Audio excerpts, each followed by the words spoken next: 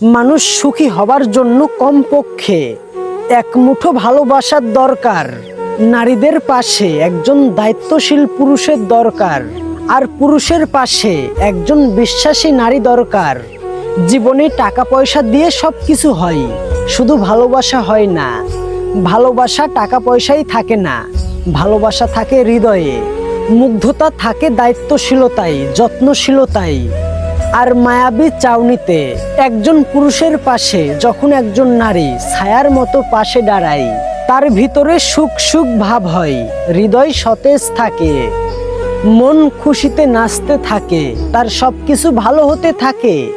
একজন নারীকে যখন একজন পুরুষ ঘাম ঝরিয়ে পরিশ্রম করে তার ভরণ পোষণ করায়, খরচ যোগায়, দায়িত্ব নিয়ে আগলে রাখে, তার ভালো মন্দ সবকিছু নিজের করে নেয়, তখন তার মনে সুখ সুখ ভাব হয়। বিলাসিতায় সুখ থাকে না।